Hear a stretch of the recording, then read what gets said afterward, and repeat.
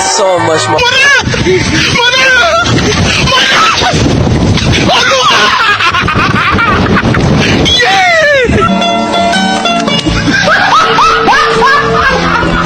Are you ready, kids? Aye, aye, Captain! I can't hear you. Aye, aye, Captain! Oh! Assalamualaikum. Nama saya Wan Nur Anuzleka binti Wan Zaliza daripada kelas 2A. Hari ini grup kami akan membentangkan pengurusan dan pentadbiran tadika atau pentadbiran yang berkualiti. Pengenalan. Okey, sebelum kita meninjau lebih dalam tentang konsep pengurusan, kita kena memahami dulu apa itu organisasi dan ciri-ciri dia. Organisasi itu penting kerana merupakan satu hubungan yang tidak dapat dipisahkan. Wujudnya sebuah organisasi sama ada organisasi kecil atau besar, swasta atau awam yang memerlukan pengurusan atau pengendalian aktiviti-aktiviti organisasi. Apabila organisasi telah diwujudkan, masalah yang akan timbul ialah bagaimana organisasi itu harus diuruskan dengan sempurna, berkesan dan mencapai matlamat yang dirancangkan. Tanpa pengurusan yang betul, pelbagai masalah mungkin akan timbul, baik dari segi kewangan, pengurusan, inventory, hinggalah kepada masalah peribadi dalam kalangan para pekerja. Kita mesti pernah dengar tentang media masa yang tentang beberapa organisasi perniagaan khususnya yang gagal dan pergolakan di dalam organisasi dan tidak persefahaman. So, pentingnya perancangan sebelum melakukan organisasi. Assalamualaikum, saya Nur Amanina dari kelas 2A. Hari ini saya akan menceritakan kod etika perguruan. Matlamat untuk mewujudkan sistem pendidikan bertaraf dunia dan menjadikan Malaysia pusat kecemerlangan pendidikan di rantau ini merupakan tanggungjawab semua warga Kementerian Pendidikan Malaysia. Justru, itu satu kod etika profesion perguruan Malaysia yang mantap perlu diamalkan untuk memastikan warga guru Kementerian Pendidikan Malaysia mempunyai sifat-sifat luhur, tanggungjawab dan tahap profesionalis yang tinggi dalam menjalankan tugas dan tanggungjawab masing-masing. Maka, kod etika perguruan mengandungi guru tidaklah harus bertingkah laku sehingga begitu rupa sehingga boleh mencermakan sifat profesionalnya dan yang akan menyebabkan hilang kepercayaan orang ramai terhadap profesion perguruan. Guru tidaklah harus bertingkah laku begitu rupa yang boleh membawa kepada jatuhnya maruah diri dan kehilangan amanah berhubung dengan keuangan. Seterusnya, guru haruslah menumpukan perhatian terhadap keperluan setiap muridnya. Guru haruslah memberi perhatian dan pengajaran untuk semua murid, tidak kira bangsa dan budaya atau kepercayaan. Guru haruslah bertugas sebagai pengganti ibu bapa dalam usaha membentuk tingkah laku murid ke arah matlamat yang diterima oleh masyarakat. Akhir sekali, guru tidaklah harus menyatakan atau memberi sesuatu yang boleh mengurangkan keyakinan diri murid dan ibu bapa terhadapnya. Sekian, terima kasih. Nama saya Nur Al-Syafir binti Muhammad Anwar. Saya pada kelas 2A. Hari ini saya nak menerangkan tentang alat permainan yang menyokong pengembangan kanak-kanak. Sebelum tu saya beritahu, bermain adalah salah cara kanak-kanak belajar tanpa diajari oleh orang dewasa melalui pengalaman yang melibatkan fizikal, kognitif dan sosial secara sopan. Ibu bapa mestilah memilih permainan yang sesuai untuk kanak-kanak mereka mengikut usia.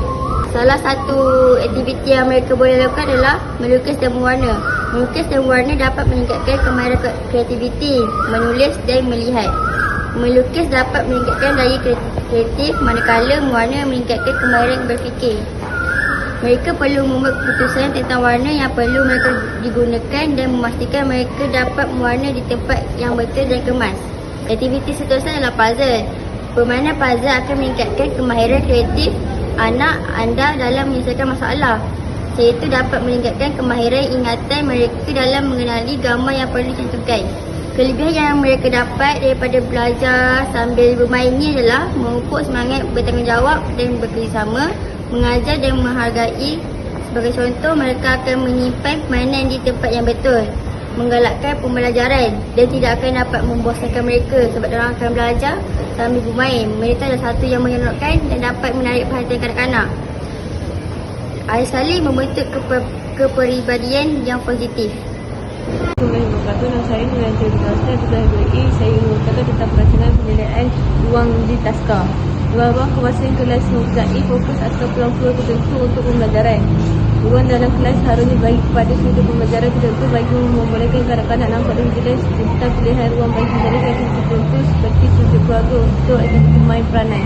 Selain itu, ia juga memudahkan kanak-kanak memilih ruang kegemaran mereka semasa menjalankan aktiviti.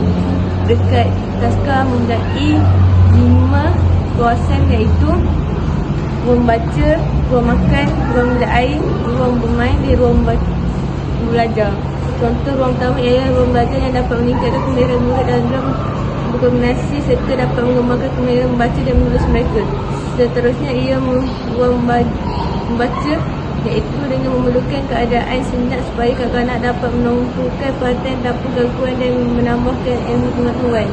Selain itu ialah ruang makan yang membolehkan murid makan di tempat yang disedia.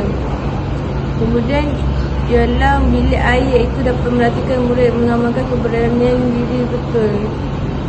Last sekali ialah ruang main iaitu kanak-kanak dapat berinteraksi dan menjalankan aktiviti sendiri. Sekian, terima kasih. Nama saya Putri Nurliana binti Muhammad Zafri dari kelas 2A. Hari ini saya nak menerangkan tentang peranan guru prasekolah bagi memastikan keselamatan mereka. Yang pertama, mewujudkan hubungan yang baik dengan ibu bapa.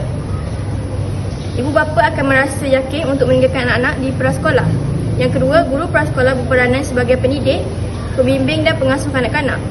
Guru prasekolah juga memainkan peranan pengganti ibu bapa dan sebagai model yang baik kepada kanak-kanak. Dengan ini, kanak-kanak merasa suasana di prasekolah seperti di rumah mereka. Yang ketiga, guru prasekolah berperanan membantu kanak-kanak menyesuaikan diri dan rakan-rakan di persekitaran yang baru di prasekolah. Yang keempat, guru perlu menangani perbezaan murid yang datang dari latar belakang dan pengalaman yang berbeza dengan memberi layanan yang sesuai. Yang kelima, guru perlu memberitahu peraturan dan disiplin di prasekolah yang berbeza dengan amalan yang berlaku di rumah mereka. Assalamualaikum warahmatullahi wabarakatuh. Saya Nasyiah Rahmani, saya kelas 2B. Okey, hari ini saya akan bentangkan tentang nutrisi pemakanan untuk kanak-kanak. Pemakanan adalah komponen penting untuk mengekalkan kesihatan. Amalan pemakanan yang seimbang dalam kalangan bayi dan kanak-kanak diperlukan untuk membantu pertumbuhan dan perkembangan mereka. Selain itu, keseimbangan dan kepelbagaian makanan adalah asas kepada perancangan menu di Taska. Perancangan ini boleh dilaksanakan dengan berpandukan mengikut sarana piramid makanan Malaysia. Okey, contoh makanan dia ialah nasi. Nasi tu macam dia mengandungi karbohidrat yang membekalkan tenaga untuk kanak-kanak. Selain itu, ayam. Ayam tu dia mengandungi protein yang menyokong kepada pertumbuhan dan perkembangan kanak-kanak dan juga dapat menguatkan tulang, otot, darah, kulit, rambut dan organ-organ. Okey, akhir sekali ialah air masak. Okey, air masak ialah kanak-kanak bergerak lebih aktif dan menjadikan mereka sentiasa memerlukan banyak air. Jika tidak cukup, tubuh badan mereka menjadi lemah dan dehidrasi. Kesimpulannya, dalam setiap taska dan tadika mengalami masalah yang tidak dijaga seperti kekurangan pekerja, makanan yang tidak seimbang, peralatan yang tidak mencukupi kerana pengurusan tidak menitik beratkan tentang keselamatan dan taska dan tadika tersebut.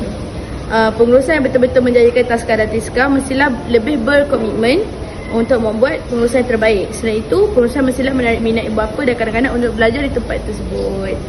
Dengan kemudahan yang lengkap dari segi keselamatan dan keselesaan untuk para kanak-kanak. Setiap yang berlaku mesti ada jalan penyelesaian dia walaupun melibatkan pihak atasan. Oleh kerana itu, pengusaha atau guru-guru perlulah bekerjasama untuk menyelesaikan masalah dan mengadakan mesyuarat. Dengan cara ini, masalah akan segera diselesaikan dan bukan itu saja, pengurusan ini juga dapat mengeratkan hubungan silaturahim di taska dan tadika. Akhir sekali, Akhir sekali, pengurusan taska dan tadika perlulah mengikut syarat-syarat yang ditetapkan seperti membeli buku panduan di Jabatan Kebajikan Masyarakat dan pergi kursus yang telah ditetapkan. Selain itu, mereka yang berkemampuan untuk membuka taska atau tadika sendiri perlulah ada banyak pengalaman dari bidang pendidikan. Kanak-kanak tentang cara-cara nak tumbuhkan taska dan tadika tersebut. Sekian, terima kasih.